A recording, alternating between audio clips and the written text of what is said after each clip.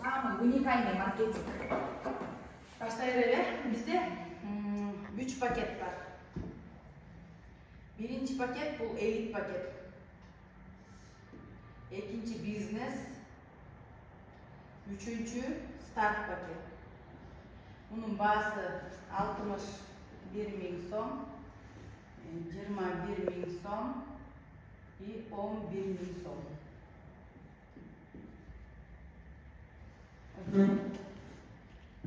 600 доллар, 200 доллар, ал эми 100 доллар. Бул жакта элит пакет деп өзүн атайт тургандай эле, любой жерде элита деген бул жакшы, эң жакшы деген нерсени түшүндүрөт. Ошон үчүн ушул элит пакет менен эси адамдар кире турган болсо, анда алар өзүнүн багы фундаментин жакшы курду деген менен барабар. Мисалы, сиз келдиңиз. Бизде мынакей 600 долларга элит пакетке бир адам чакырып келдиңиздер. Сизге биздин мына бир адам чакырып келгенде уже биздин биринчи бир доход бул реферальный 10%.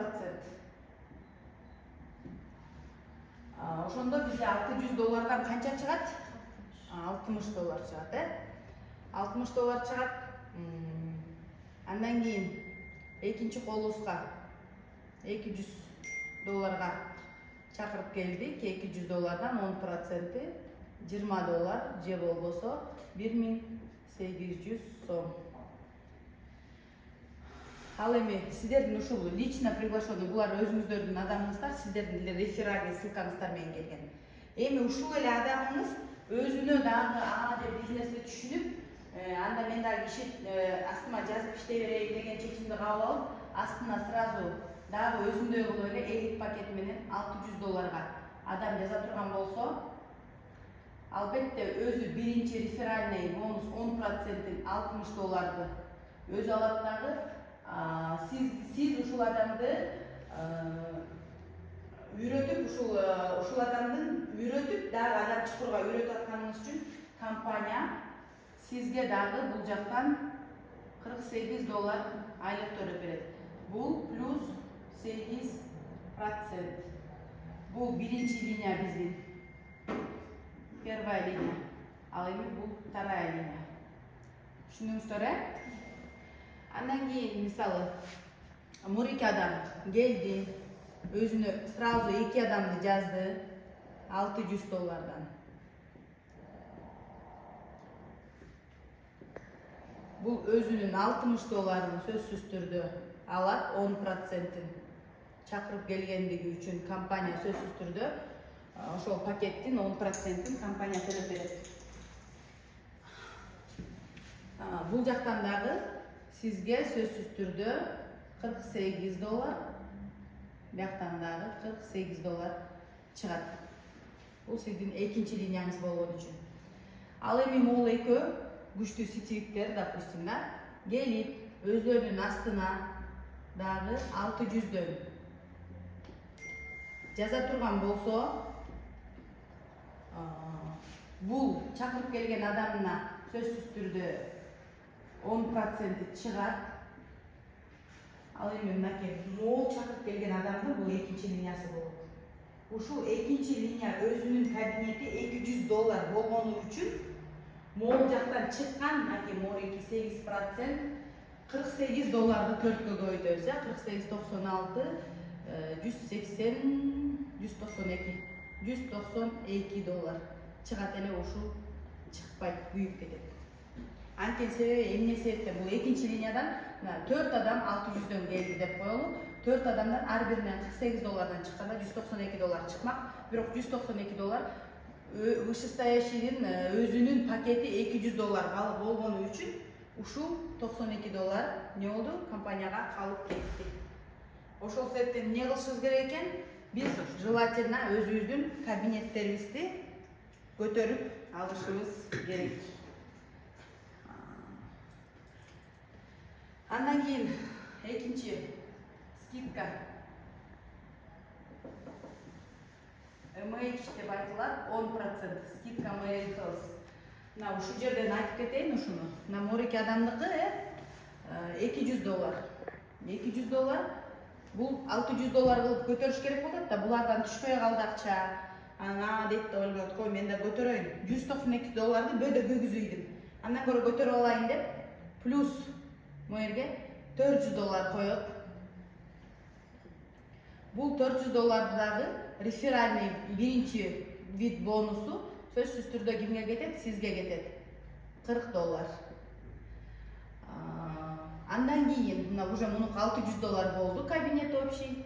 Андан кийин дагы өзүнө если продукция керек болуп кала турган болсо, ушул эле аябай продукция өзүнө керек болуп калып, ушул жерге өзүнө эле $200 кайра продукция алса, эмне болот? Кабинети 800 болот.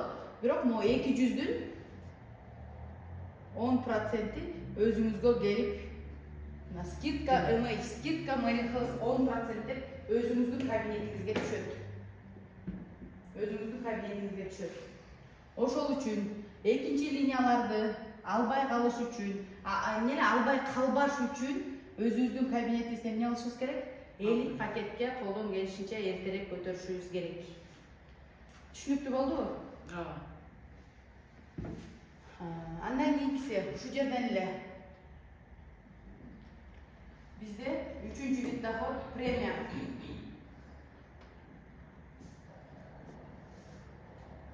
За товарооборот 5%-тен 9%-ге чейин өсөт. Бул статус жабылган сайын. Мисалы мынакей, азыр могул жакта $100, $600 бар, бул жакта $600, $1200 бар. Ал эми бул жакта уже 1800, 1800, это 3600, 3800 доллар болуп кетти бул жагыбыз. Бул жагы ошондо биздики кыска жагыбыз менен саналат.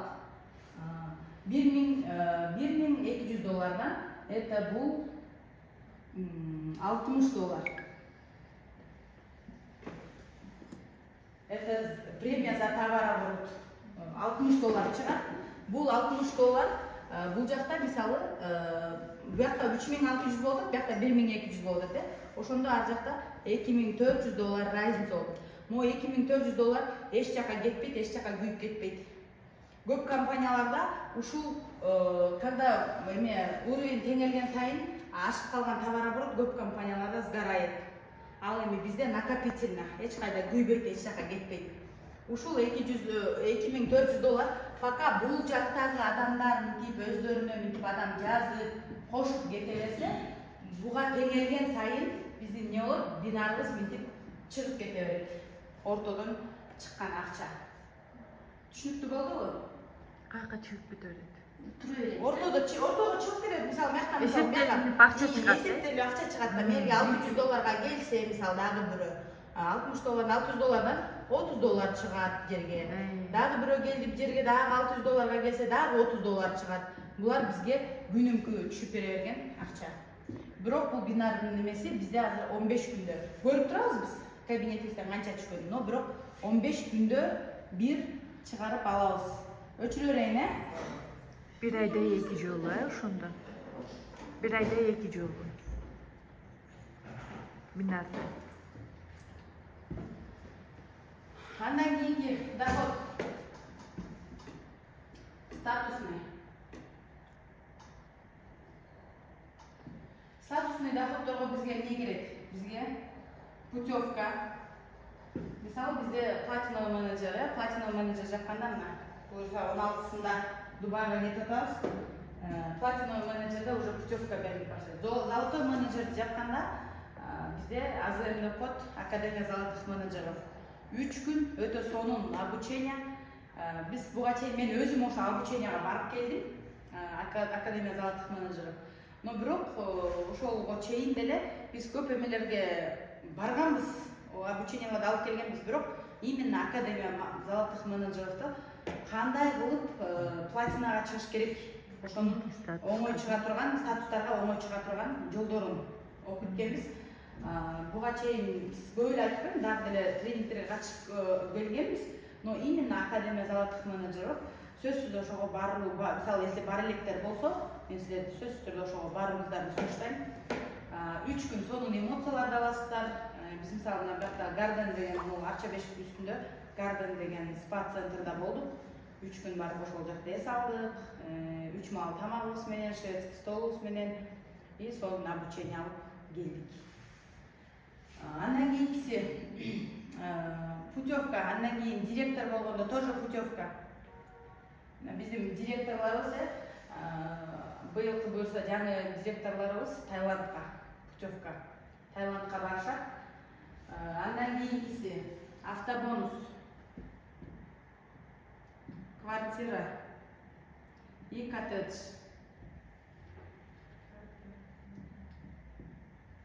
Коттедж. Мына биздин статусный бонустар ушулар.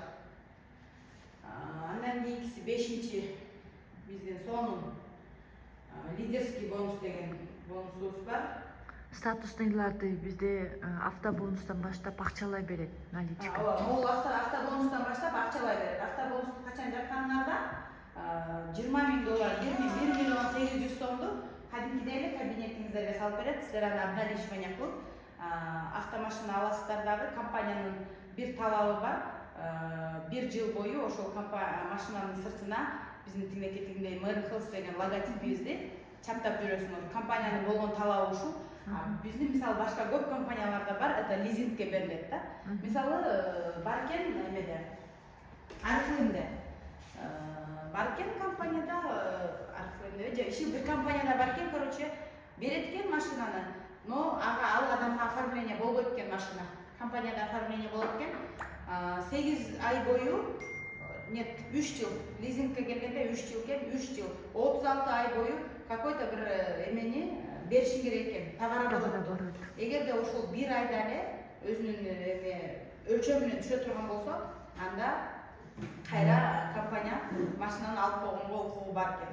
3 жыл ошол товарооборотду кармасаң, анан 3 жылдан кийин ошол адамга оформление болот экен. А бизде болсо автомашинаны бергенде бизге сразу акчаны берет, биз акчаны өзүбүз тандаган машинабызды алабыз дагы, өзүбүзгө оформление кылабыз и только бир гана компаниянын талабы Mary Hills деген логотипти сыртына чаптап айдайбыз. Бирок бизде 1 жыл эмес, 3 жылдап, 4 жылдап чаптап жүргөндөр бар. Анткени себеби бул бизге это живой реклама.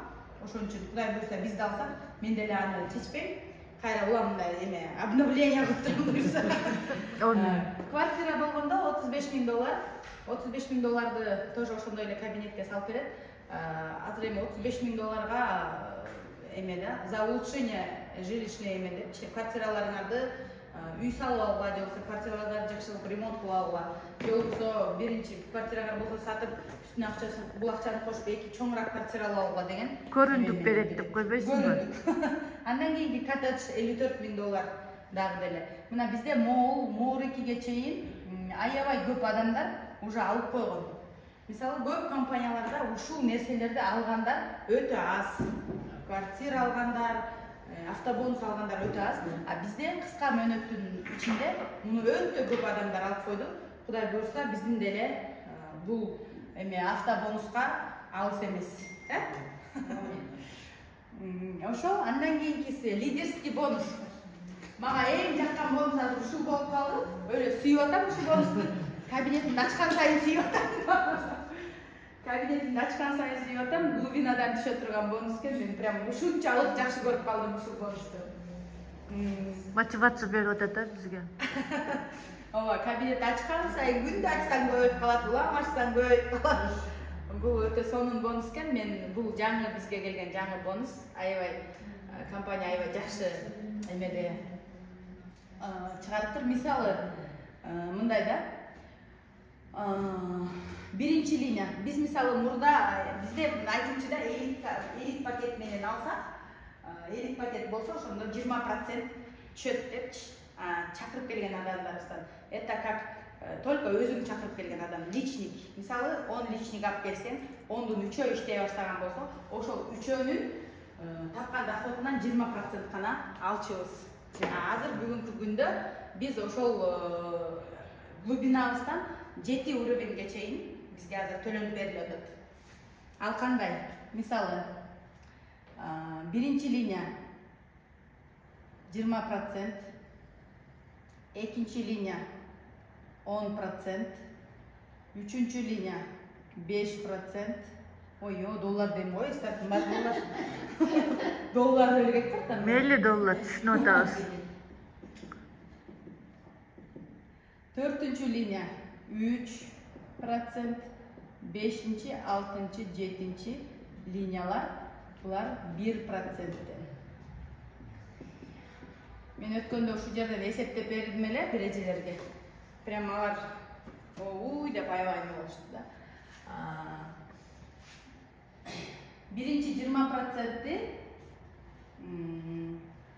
Misalı bu liderlik bonuslarda Silibro statusundan öde jogorу partnerlorubuz ала алат. Ошондо муну мен азыр башкачараак кылып жазайынчы. Silibro statusundan жогорукулар алат.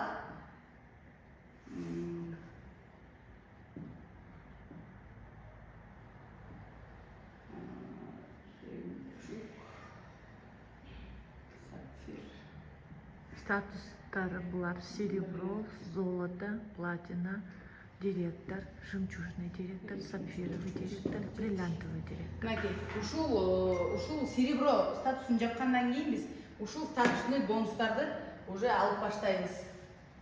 Статус серебро жапканда биз эки уровеньден алабыз. 20% жана 10%. Ал эми золотодо 3 уровеньден алабыз. 20%, 10% жана 5%. 5% бул кандай?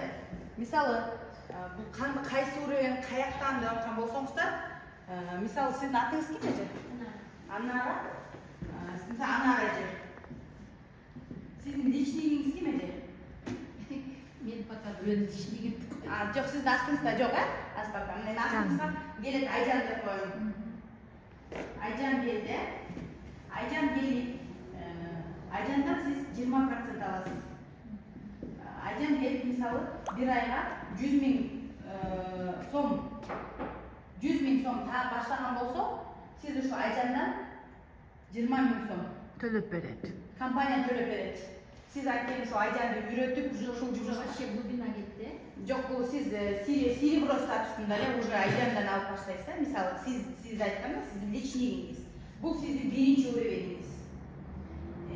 İkinci uğraveniniz. Özümüz çakırıp kelgen adam. Özümüz çakırıp kelgen adamlarımız. Misal siz Aycan'da çıkırdınız, Gülcan'da çıkırdınız, Nuray'da çıkırdınız, Tilek'te çıkırdınız, Ahmetbek'te çıkırdınız misal. Oşol sizin özümüz çakırıp kelgen adamlarınız işte başlagan akçadan kançalık akça tapsa oşonun 20%'in siz alasınız. Kampanya төлөп берет. Anan keyin Aycan gelip işlep başladı. Ayına 100 bin som taap atkandan keyin sözsüz türde al işlep. Al Aycan gelip Tilek'te çıkırdı dep koyun. Tilek'te çıkırdı. Tilek'ten bu siz 10% alasınız.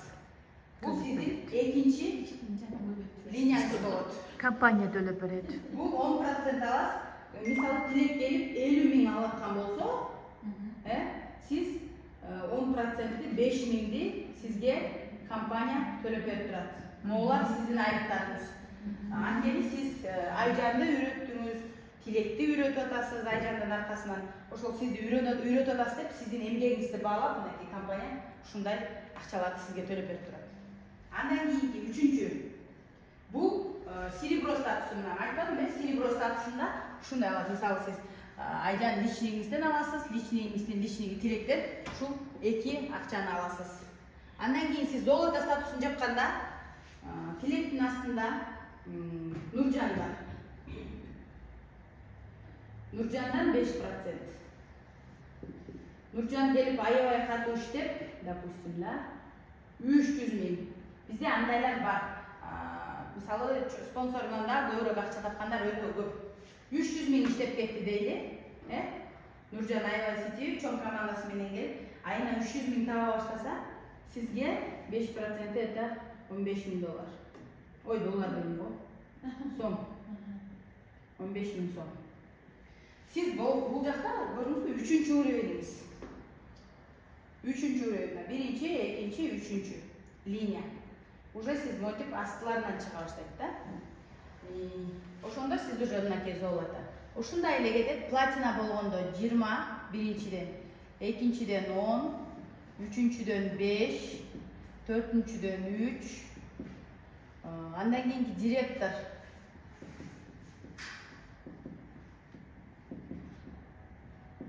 Директор болгондо уже 5 уровеньден алып баштайт. Жемчуг уже 6 уровень. 6 уровень.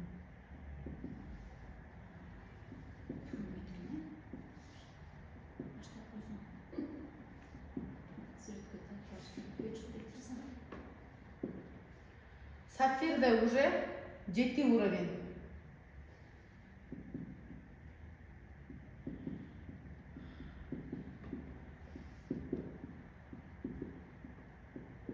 Көрүңүздөр? 10%. Мынакей, ушинтип эле астына көздөй кете берет. Мынакей, 7 уровеньге чейин. Супер. 1, 2, 3, 4, 5, 6, 7 то есть. 7 уровеньден аласыңар. 1%. Эми муну кантип эсептеп көрсөк болот?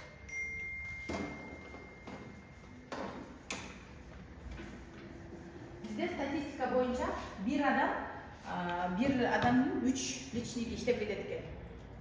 Мисалы сиз келсеңиз, сизден 20 адам чакырып келесизби же 10 адам болсо, ошонун 3-өсү сөзсүз түрдө активно иштейт экен да. Мисалы сиз келдиңиз, вы и 3 адамыңыз бар. Сиз 3 адамдан 20%-тан аласыз. 3 адамыңыздан. 3 адамыңыз жанагындай болуп, мисалы 100 миңден таап аткан болсо, ар биринен 20%-тан алганга сизге компания 3-өнөн 20%-тан 60 миң төлөп берип аткан болот да. Ал эми 3-өнүн кайра эле не болот? 3төн личный болот да, турабы?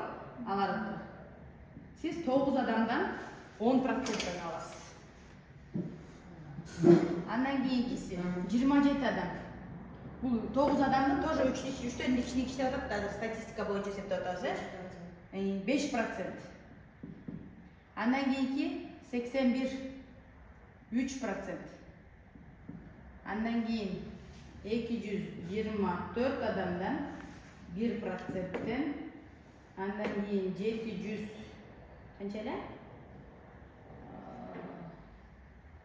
43.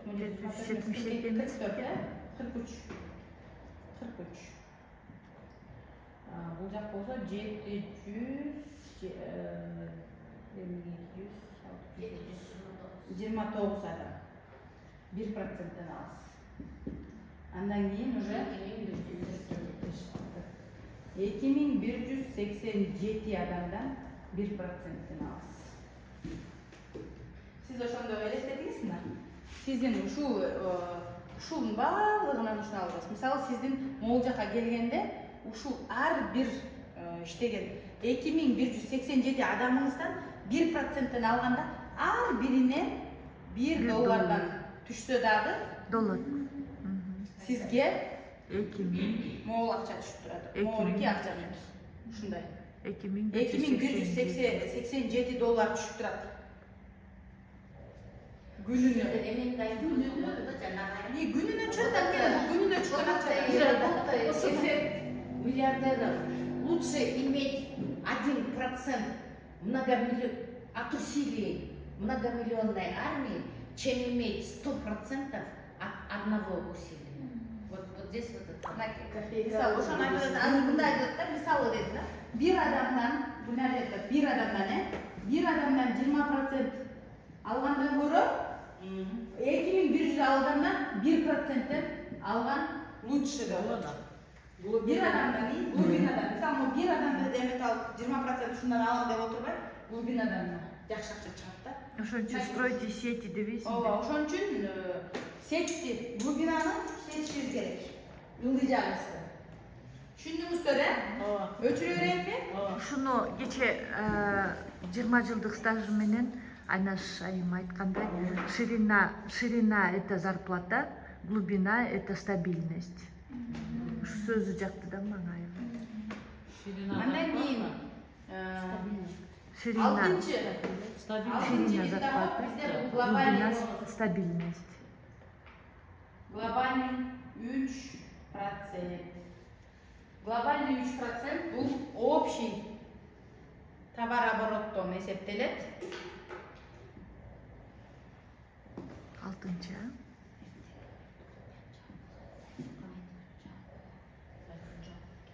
Суралды? Суралды. Мисалы, биз директор мынакей, директор статусуна жеткенде эле, Кудайым буйрса, компаниянын акционери болгонго укугубуз бар.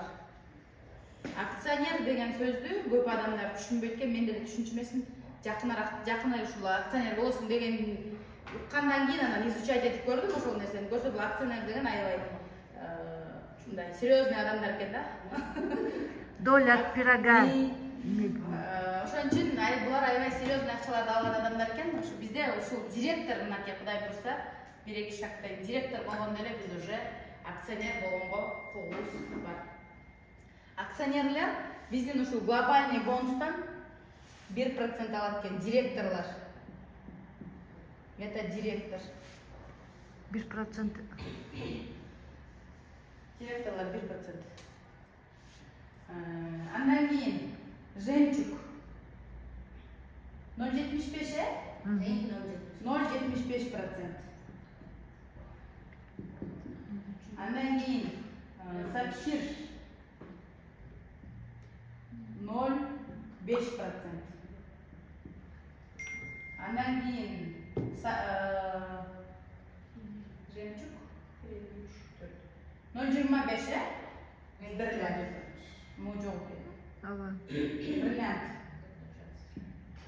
0,25%. Бул 5,5. Мынакей морики жок, мынакта дагы 0,5 бар эмес беле? 0,5.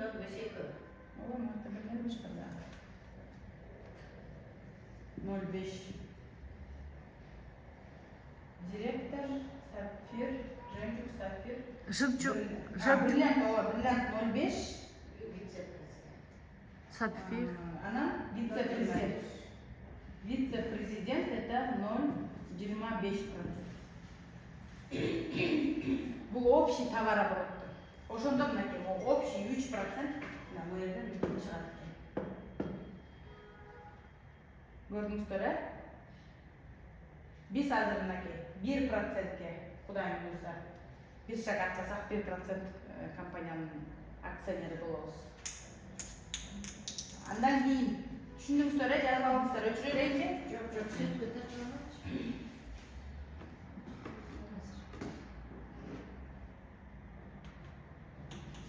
Сүйлөй берчи.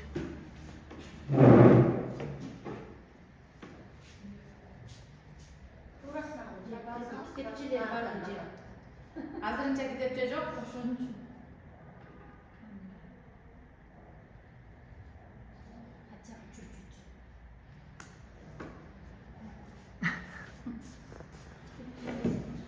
Эми бизде азыр статустарды жабуу оңой болуп калды. Ошол статус жабуу боюнча мурда статус жапкандан аябай дубликат өстүргөндөн аябай эме кылчубуз, аксачыбыз. Азыр компания бизге аябай навстречу келип статустарды оңой жаап тура турган альтернативный варианттарын чыгарып берди бизге. Супер.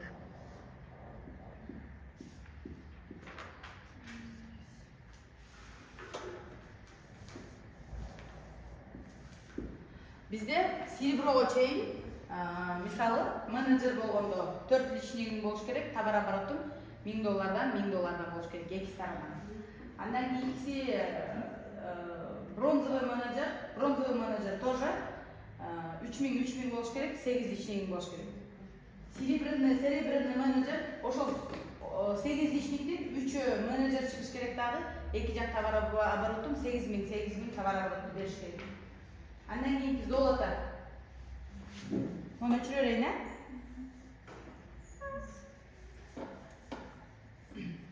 Золото статусун жапканда бизде биринчи варианты эки серебряный менеджер чыгарышың керек. Берден бир серебро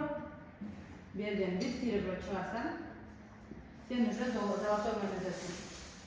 Товар оборотун 20 000 болуш керек эки жагы. Экинчи варианты бир серебро, 4 бронза. Бул деген кандай? Мисалы, биздин 8 личнигибиз бар эме болгондо, бронзовый менеджер болгондо биз 8 адам жазабыз, сөзсүз түрдө бул өзүбүздүн чакырып келген адамдарыбыз, Ошонун бир адамын серебро кылышыбыз керек, сөзсүз түрдө серебряный менеджер. Анан 4 бронзаны можно глубинадан жасасак болот. Бул жерде 1 бронза, бул жерде личнигин дагы бир бронза. Даже келип бул жерде 25-чи линияңда тоже мояктан 1 бронза чыга турган болсо, это тоже эсептелет. Бул жерде мынтип 25-чи катарыңан дагы бронза чыкса, бронза эсептелет. Мынакей 1, 2, 3. Анан бул жерден иштебей жатып, бул жерге келген бир адамын иштеп кетсе, мынакей 4 бронза, 1, 2, 3, 4 бронза, 1 серебро менен золотой менеджер статусун жапсак болот.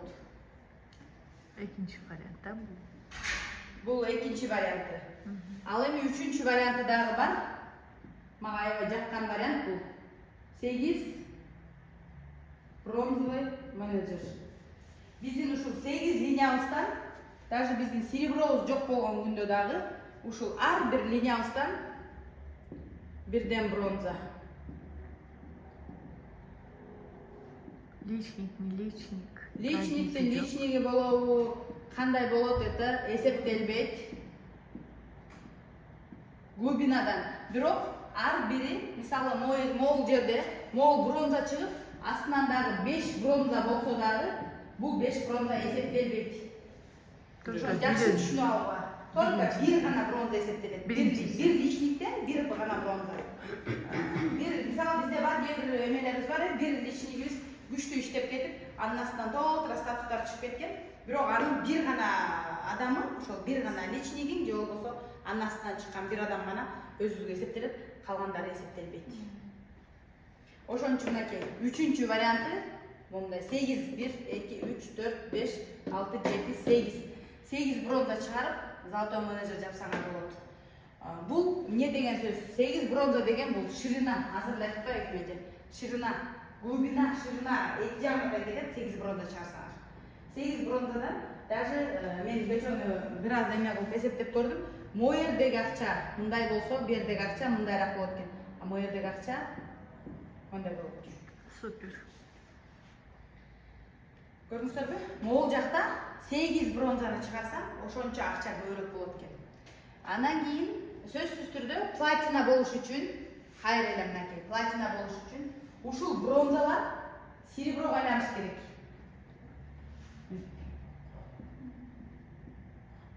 Сереброго айланса, 8 также ошондой эле. Мына бул жерде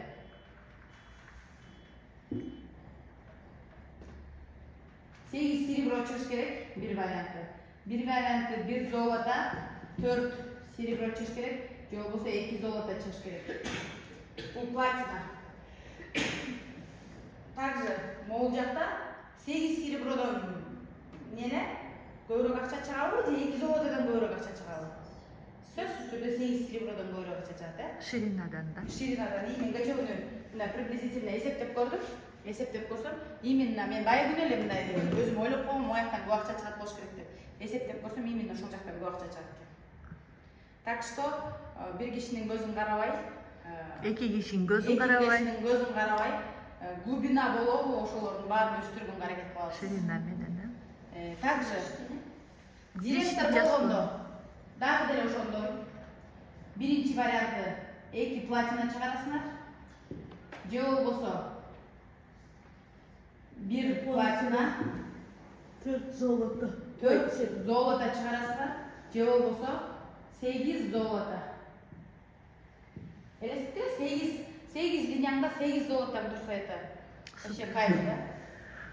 Давайте иштейли. Андан кийинкиси жемчуг. Тоже ошондой эле.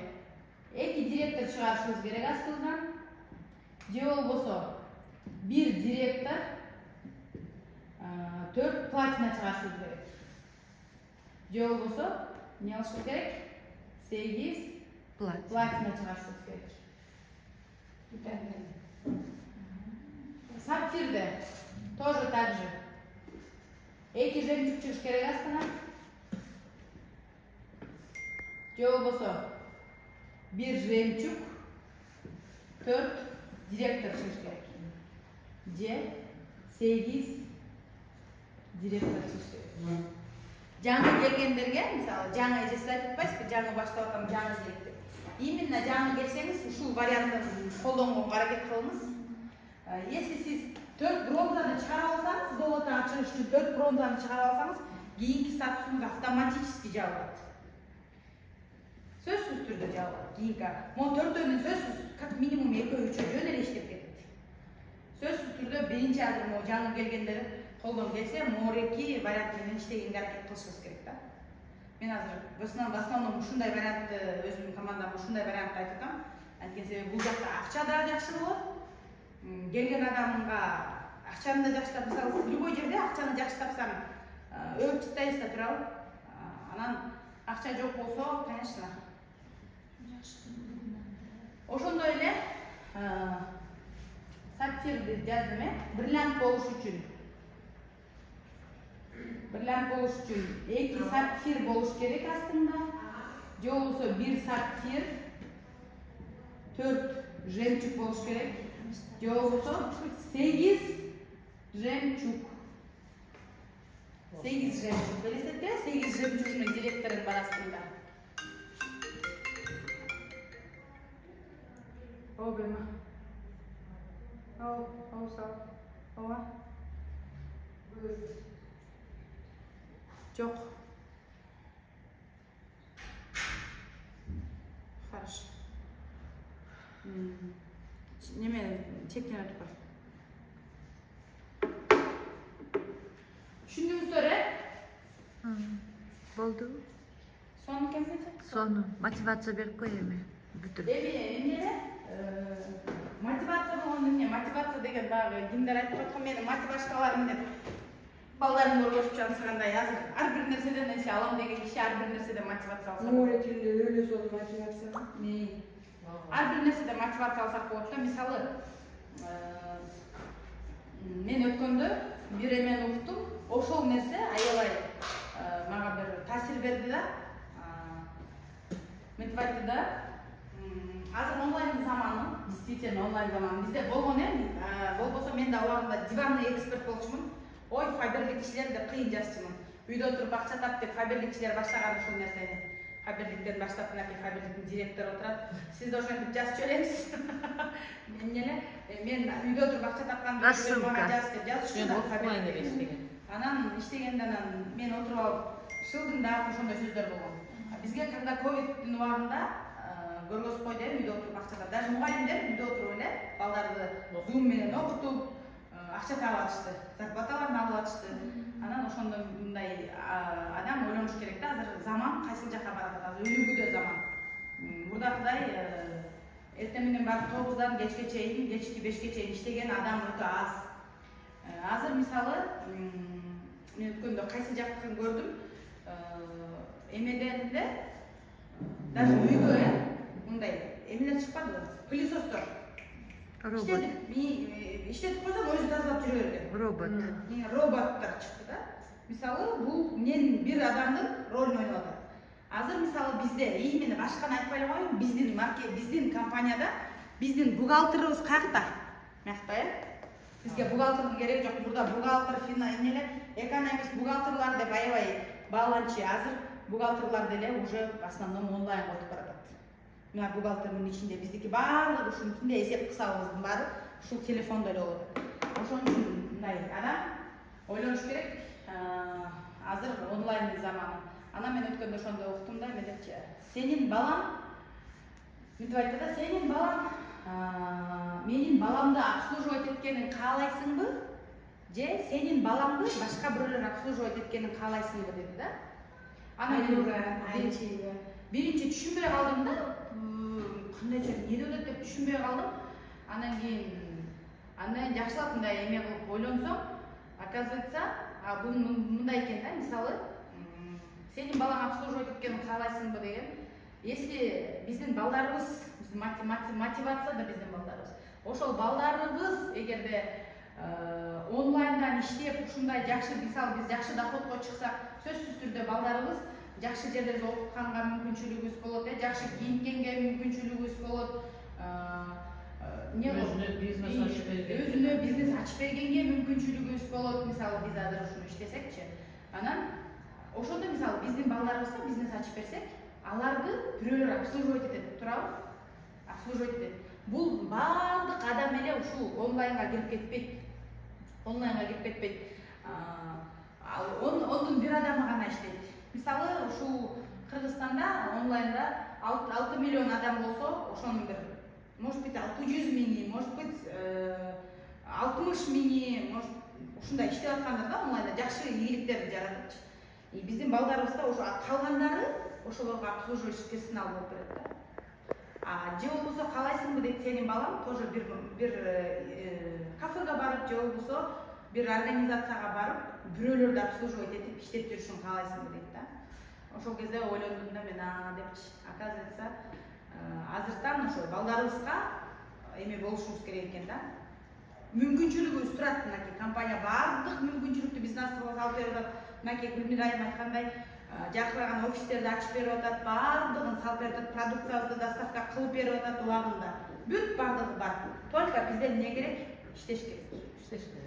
Ошол. Чоң рахмат. Если балдарыңыздар бирөөнү обслуживать этпесин балам, менин баламды бирөөлөр обслуживать этсин десеңиздер, добро пожаловать. Mary Health. Компания Mary Health. Жанар айым, чоң рахмат.